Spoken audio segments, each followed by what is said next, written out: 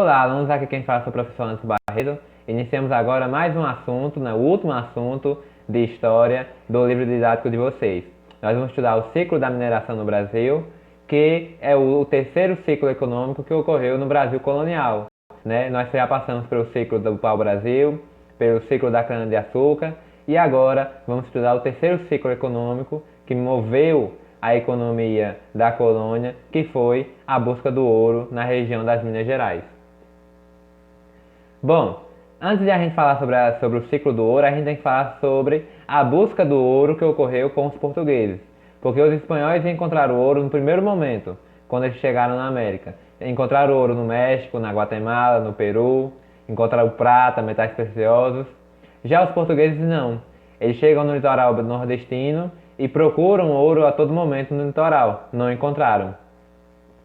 Então, a única coisa que eles encontraram foi uma madeira, que poderia ser extraída uma tinta para produzir roupas.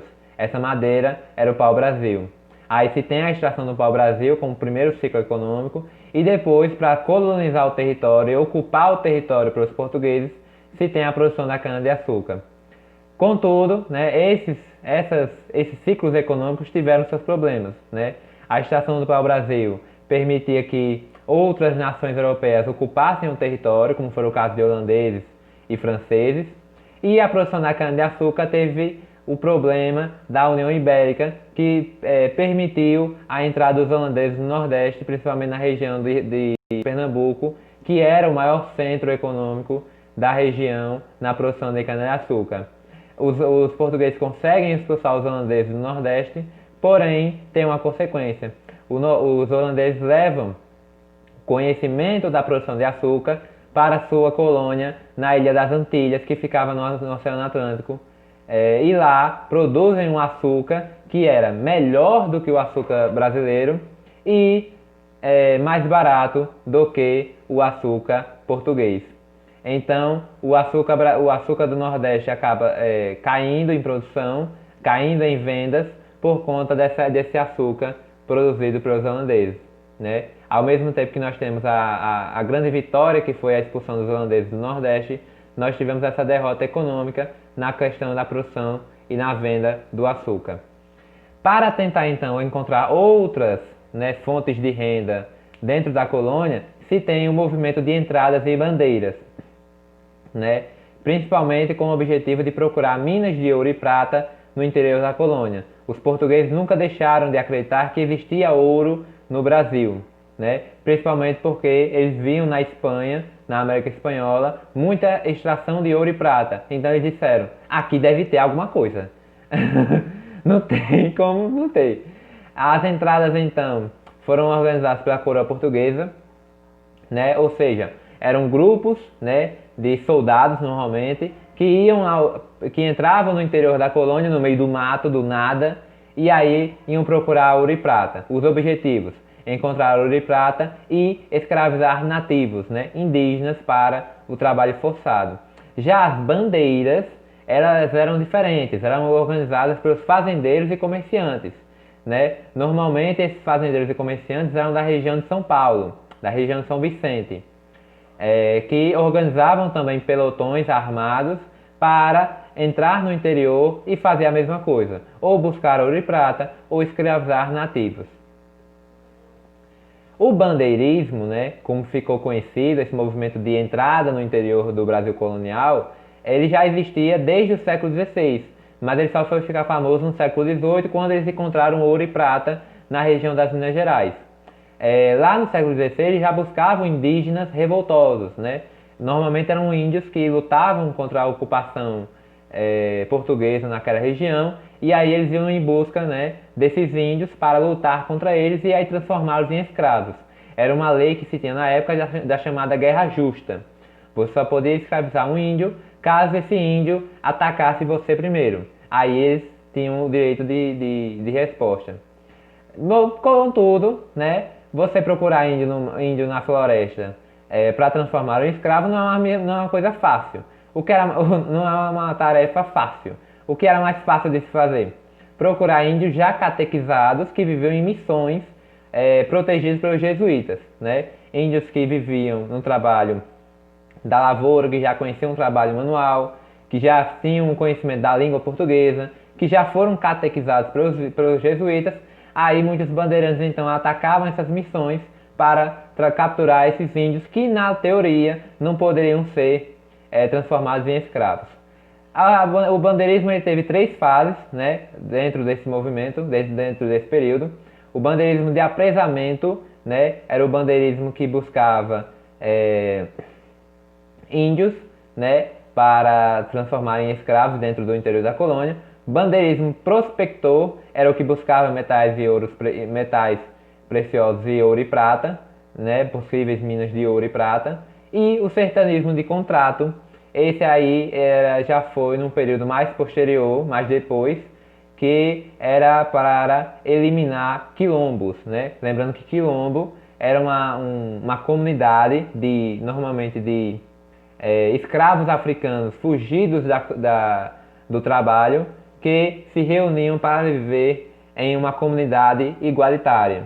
E aí esses quilombos, alguns deles ficaram tão grandes que o sertanismo de contrato era contratado para combater esses quilombos e recapturar os negros que estavam vivendo por lá.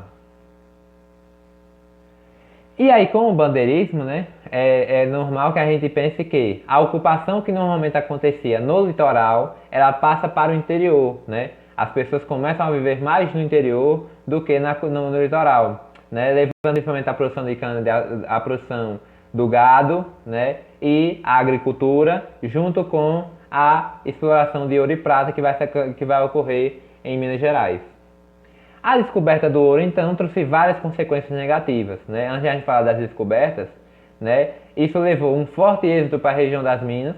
Quando todo mundo descobre que tem ouro nas Minas Gerais, todo mundo corre para lá, esquece se você se você plantava cana-de-açúcar, você ficava, né, porque ainda era lucrativo. Mas se você criava gado, se você plantava tabaco, se você plantava algodão, se você vivia da agricultura, se você não tinha emprego nenhum, você ia para as Minas Gerais procurar ouro, o ouro aluviano nos rios. Isso gerou péssimas condições de moradia, porque quando chegaram lá não tinha nada para ninguém morar, então as pessoas moravam no que dava para construir na época, e muitos conviviam com a fome, porque ninguém ia para Minas Gerais para plantar mandioca para fazer farinha, nem para plantar arroz, nem para criar animais para o consumo. Todo mundo ia para lá pensando na exploração do ouro. E aí ninguém se preocupava com comida, então muitos acabavam passando fome dentro daquela região. As descobertas aconteceram em 1695, no Rio das Velhas, que vai se tornar uma das cidades mais importantes da região de Minas Gerais.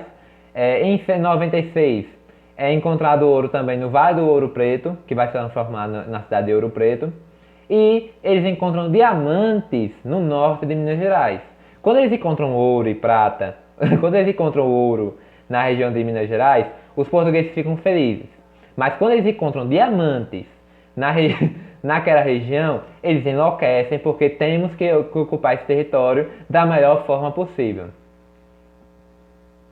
E aí é que eles vão organizar, a coroa portuguesa vai organizar então um sistema de tributação, de impostos, para colher esse ouro o máximo que eles podiam.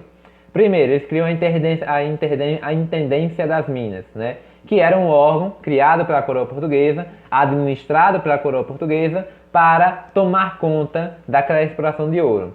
Segundo, todas as terras eram de Portugal. Esquece quem chegou primeiro. Então, os paulistas, né, que chegaram primeiro, que foram os bandeirantes que encontraram as primeiras minas, não tinham a posse da terra. Quem tinha a posse da terra era a coroa. E eles dividiam essas terras, então, em datas, né, que era uma porção de terra, normalmente de 3.000 metros quadrados, e quem possuísse mais de 12 escravos poderia ter direito a um pedaço de terra. Porque se você tivesse 12 escravos, você tinha condições naquela época de explorar o ouro, né? Não só com os escravos, com a força de trabalho, mas também para comprar ferramentas, alimento, o equipamento, para ter aquela exploração do ouro. Outros impostos que foram criados, o quinto, que era a quinta parte do ouro que fosse encontrado pelos portugueses, pelos colonos, teria que ser dada à coroa portuguesa. A finta, né, que foi um outro imposto criado para substituir o quinto, que você tinha que dar uma parte, 450 quilos de ouro ao final do ano, né? Encontrando ouro ou não encontrando, você tinha que dar essa parte para a coroa portuguesa. As casas de fundição, que era onde todo o ouro que fosse produzido era levado para que ele fosse transformado em barras de ouro e se tivesse o carimbo da coroa portuguesa. E ali na casa de fundição é onde a coroa tirava a sua parte. A captação era um imposto criado para cobrar por cada escravo que existia na região. Se você tivesse 10 escravos, você ia pagar um imposto dado por esses 10 escravos. E a derrama, quando tudo isso não deu certo, quando o povo não pagava nada, aí eles criavam a derrama, que era o seguinte: se você estava devendo muito dinheiro para a coroa portuguesa, eles invadiam a sua casa e tiravam tudo que você tivesse até a dívida tivesse sido paga. A derrama gerou muito problema, né? O quinto já era já era um imposto muito rígido e que as pessoas não gostavam. Daí veio um termo que não se deve ser dito aqui, mas que vocês devem conhecer. E a derrama gerou muitas revoltas entre os colonos, porque vai gerar uma revolta da população de Minas Gerais pela independência, né, ou pelo fim dos impostos, que foi a Inconfidência Mineira. E a Guerra dos Emboabas, que foi um conflito que ocorreu nessa região por conta do achar o ouro, né? Quem achou o ouro? Os paulistas. Quando os paulistas acham ouro, vem o Brasil inteiro morar em Minas Gerais, que são chamados forasteiros e que naquela época, naquele período, eram chamados de emboabas. Os dois grupos queriam ter o controle da região e teriam que ter o controle das terras, principalmente, né? Para ter o controle da terra e para principalmente procurar o ouro. No Capão da Traição, né, houve um embate sangrento entre paulistas e emboabas, e isso gerou um conflito enorme que durou mais de 2 anos entre paulistas, que queriam ter o controle de Minas Gerais, e os emboabas, que eram as pessoas dos outros estados, das outras regiões, que também queriam ocupar o território. A guerra termina em 1709, quando a coroa portuguesa anistia todo mundo, tá todo mundo liberado, ninguém fez nada de ruim, de mal, mas acaba aqui esse negócio. E aí, com o tempo, né, a região de Minas Gerais se torna uma capitania do Brasil, né, atrelado a isso, a capital do Brasil, que era Salvador, durante o período do ciclo do açúcar, passa a se tornar o Rio de Janeiro, que também é uma cidade importante, produtora de cana-de-açúcar, rica de comerciantes, e que é transformada em capital para ser mais próxima da região de Minas Gerais, e assim poder fiscalizar essa exploração do ouro. Em 1711 também, São Paulo deixa de ser vila para se tornar uma cidade, graças também a essa exploração do ouro e a outras atividades que existiam em São Paulo. Bom, pessoal, essa aula de hoje, uma aula rápida sobre o ciclo do ouro, certo? Até o próximo ano, com fé em Deus, porque o ano está terminando com esse assunto.